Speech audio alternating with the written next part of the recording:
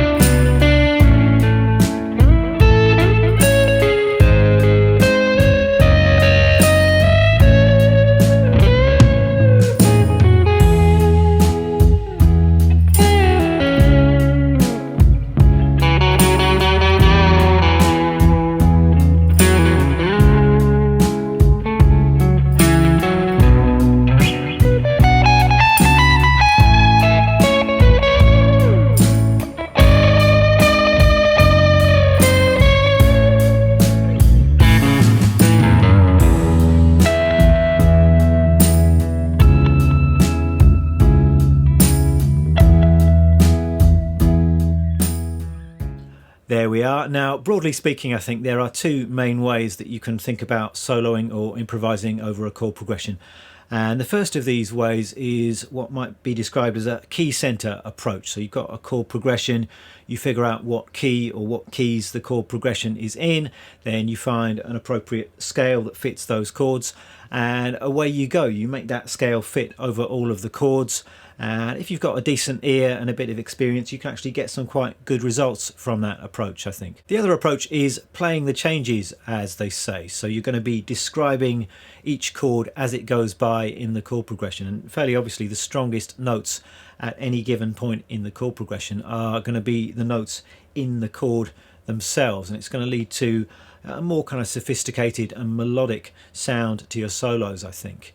And it's something that's used a lot by jazz players, simply because jazz music is often a lot more harmonically complex than other types of music. But it's definitely not just a jazz thing, and I'm thinking in this kind of way in all kinds of other musical contexts as well. And in reality, if I'm taking a solo, I might well be combining different approaches. I might be thinking about the key center and chord tones as well. I might also have some little phrases and licks that I want to get in there too. So it's a combination of all of those things. But this video is going to be focusing just on the chord tone soloing side of things, and I'm going to be talking about ways that you can get those all important chord tones into your playing. And one thing that should perhaps be said is that this kind of chord tone soloing approach will always work, and it's particularly a good way of playing over kind of unusual chords which are outside the key, which are non-diatonic. You can't go wrong if you just play the notes in the chord itself. So it's always going to work over those kinds of chord progressions. And even when you've got a chord progression where all of the chords are in the same key, it's just a way of targeting the good sounding notes. The logical place to start then is with the chord progression, and it's quite a simple chord progression, but there are a couple of slightly unusual chords in there, so I hope it's kind of an interesting chord progression to play over, but it's not too kind of out there and jazz I don't think. We're in the key of E, and on the backing track I'm playing the chords on my electric piano, but you can play the chords on the guitar if you like. So E is the 1 chord, we could play that here, and then we're going to C sharp minor. So if E is the 1 chord, the C sharp minor is the 6 chord. It's also the home chord of the relative minor. We're just doing that twice. So E to C sharp minor again. Then we're going to B minor. That's a slightly unusual change there, but it's really the 5 chord that we've made minor. So that's a fairly common thing. You can see that as coming from the relative or the parallel minor key, rather kind of a modal interchange thing, or the parallel Mixolydian mode perhaps. Then we're going to A chord, which is the 4 chord. Then we're going to this. I do like this change. We're going down to C sharp major chord, or C sharp 7 chord, and that's slightly unusual. I don't know quite how you would analyse that chord. I suppose it's the 5 chord of that C sharp minor of the relative minor, but it's not actually going there. It's going back to the A, and then we're going round again. So that's our chord progression, and I really want to emphasise the importance of really knowing the chord progression you're playing over. It seems like an obvious thing to say, but unless you really know the chord progression and know which chord you're on at any given moment, then you're just going to be floundering around when it comes to improvising over the top of it. So at the very least you want to have memorised the chord progression, and then you really want to internalise it. You want to be able to hear each of the chords in the progression, and you want to be able to hear which chord you're on at any given moment. And I certainly recommend some kind of ear training exercises. You might like to just start by just singing the root notes of each of the chords in the progression. So da da da da da da da da. Just singing those root notes just to get a feeling for that, and then you could go a bit further than that and start singing the other notes in each of the chords. So singing kind of the triads for each of these chords. So with the E it would be singing those notes like that. Now I would suggest an easy and beginner friendly way to get into this whole chord tone soloing thing would be to think about the root notes and to try and bring those notes out in your soloing. So let's do this up here in the 9th position, this zone of the fretboard here, and you could do this stuff anywhere on the neck, and ultimately that's something that you're going to want to work on. But I think to begin with it's good to start simply and just restrict yourself maybe to just one position on the guitar, and this is quite a nice zone to play in the key of E major. So you might like to start with the E major scale just to give us some reference points here. So we've got a root note here, and then the E major scale.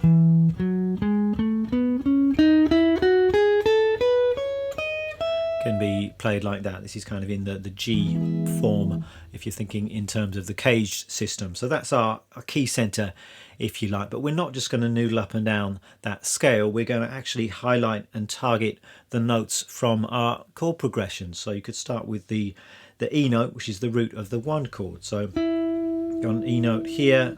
You've got that same note in different octaves. You can play it an octave higher or an octave lower as well. And then the next chord, that was the C sharp minor. That's down here. You can play that at the 11th fret on the D string. You've got some other C sharps you can play in different octaves too. So those are our first 2 notes. And then 2 frets below the C sharp we've got the B. That's the root of the next chord in the chord progression. You could play that up here as well. Then we're going to A.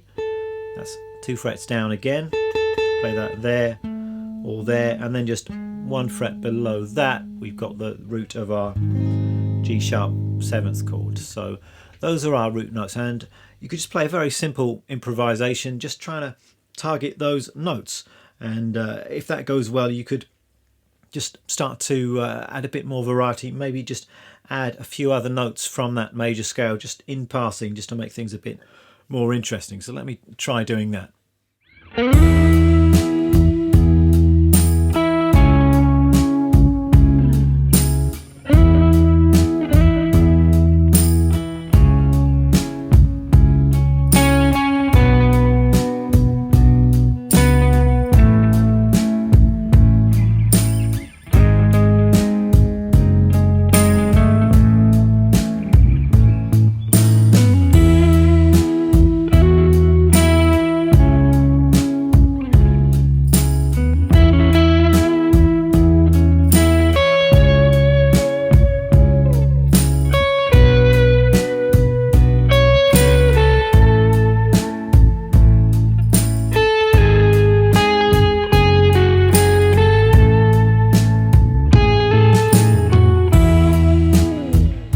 that's not the most thrilling solo, but it's a start, and I think it's important that you're able to do that. And already we're just beginning to outline those chord changes, and it starts to sound like you know what you're doing. You're not just kind of reacting to the chord changes and panicking. It's quite a deliberate way of playing. And I think the next step would be to try and include some of the other chord tones. So in each of these chords you've got 3 possible notes, and it's important to know what those notes are and to be able to spell each of these chords. And this is where a little bit of theoretical knowledge comes in useful, or you can just look at it visually on the fretboard and look at your chord shapes and then identify the notes in those chords. And what I would perhaps suggest to do is just to take some simple triad shapes to start with. Again, just to make this something doable rather than just trying to do it all over the fretboard right away. So if we stick in this position here, then we could find an E triad shape. Now the notes in an E major chord are E, G sharp and B. We could play this little E triad here, so B, E, and we've got the G sharp on top. And then I just want to find the C sharp minor triad in this same position, so we could play that here. So notes there, we've got the C sharp, we've got an E, we've got a G sharp. So we've got those 2 triad shapes to play around with. And then for the B minor, again in this position we could play here. We've got a D, got an F sharp and a B. Then we've got an A triad. That's starting on the 3rd on a C sharp, an E and an A. And then for this chord here we can just move our A triad shape 1 fret lower and then back up again. So I might just take another solo. I'm just going to restrict myself to those triad shapes. So triads on the B, G, D strings, all in this position of the guitar. And the trick here is to try and connect those triads together smoothly, kind of go to the nearest note rather than just starting on the root or going to the lowest note in each shape, and using a bit of rhythm, and then you can actually get some nice musical results just from using those very simple materials. And you can just play around with those shapes just using your ear, or you could try and target specific notes in each of those shapes. So it's worth knowing which of the notes in this shape is the 3rd and which is the 5th, for example. So I could play through that chord progression just emphasizing the 3rd of each chord.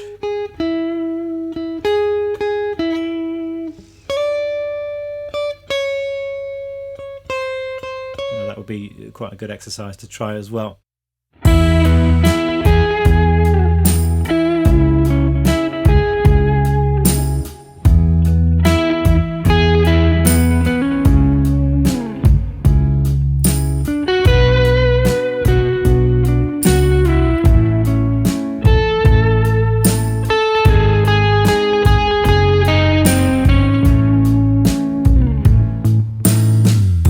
Another easy way into chord tone soloing is just to think about familiar chord grips on the guitar and then just bring out the notes from those chord shapes. Just play them as single notes and as melodies, so you can keep it really simple. Maybe just think out of these familiar bar chord grips, so E, C sharp minor, B minor, A, and then G sharp down here. Just find melodies within each of those chord shapes.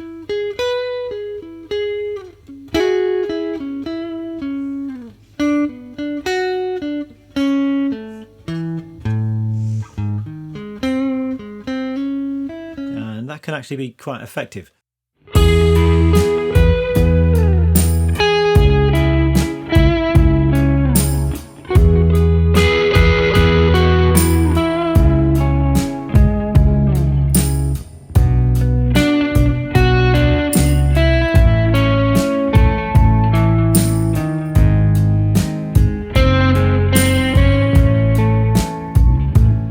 And then once you're starting to get the hang of this, a slightly more advanced approach would be to think in terms of bigger arpeggio shapes, which give you all of the available chord tones in any given position or zone on the fretboard. So again, if I demonstrate this in the 9th position, we could play fuller arpeggios. It's really an extension of the triad approach. I mean, I use the term triad just to refer to these little 3-note shapes, but if you include the other notes in the chord in different octaves, then you get a full arpeggio. So an E major arpeggio, for example, would be, and then C sharp minor, and then what else do we need? A B minor, and then the A, and then the A flat, the G sharp major. So you can see you've got all of those chord tones all available in a single position on the guitar. And there's quite a lot of information in there, and this is just something that you need to work on. I'm kind of thinking in caged terms here, and there are really 5 major and 5 minor caged arpeggio shapes. Just need to learn those shapes. You need to know the locations of your root notes as well, and then in theory you should be able to do that in any position on the fretboard. You should have all of the chords in any given chord progression quite close by, and it's clearly that takes a lot of work and a lot of practice to become fluent with all of that information. But I suggest just starting simply, just start in one position, just learn the E major triad to start with, or the E major arpeggio rather, then learn the C sharp minor, and just gradually add in the others, and it just makes it much more attainable, I think, if you just take it in small chunks rather than trying to learn it all over the fretboard right away.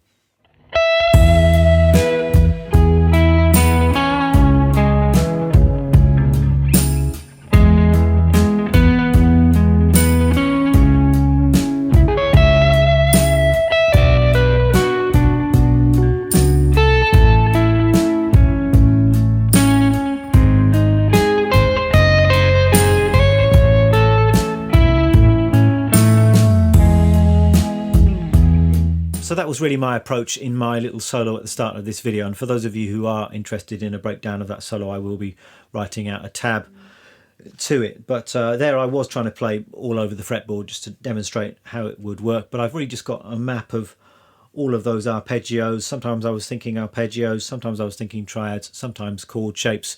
And the way to make it musical is just to embellish all of those things slightly. So you can have passing notes. Often those notes are just taken from the key, so taken from the E major scale, and just throw in some kind of stylistic devices. So bending, slides, double stops. Make sure you vary the rhythm, and that way it doesn't sound like an academic kind of an exercise. It actually becomes something musical. The gear that I'm using in this video, guitar, is my Jazz Master. It's a 65 reissued Jazz Master from a few years back, playing through my Fender Princeton. Today, a couple of pedals. I've got some overdrive from the J Rocket Archer and some delay from the Bell Epoch Deluxe from Catlin Bread, and I've actually got the delay in front of the overdrive, which is something that I like doing quite a lot. I mean, just because the man says that you should have the delay after an overdrive doesn't mean you have to do that, and I actually prefer the sound of a delay going into an overdrive a lot of the time. So if you've not done that before, give it a try, because it does sound really cool. That's it for this video. I hope you found it interesting, and I hope you find working on this kind of thing useful. Now, if you would like a tab and a backing track, it's going to be up on my Patreon page. Pay what you like, get access to that and my whole archive of other tabs and backings. And in the tab, I think I'm going to write out my entire intro solo for those of you who would like to learn that or steal a few ideas from that. And I'll also be tabbing out a few of the triad and arpeggio examples as well. Thanks very much for watching. See you next time.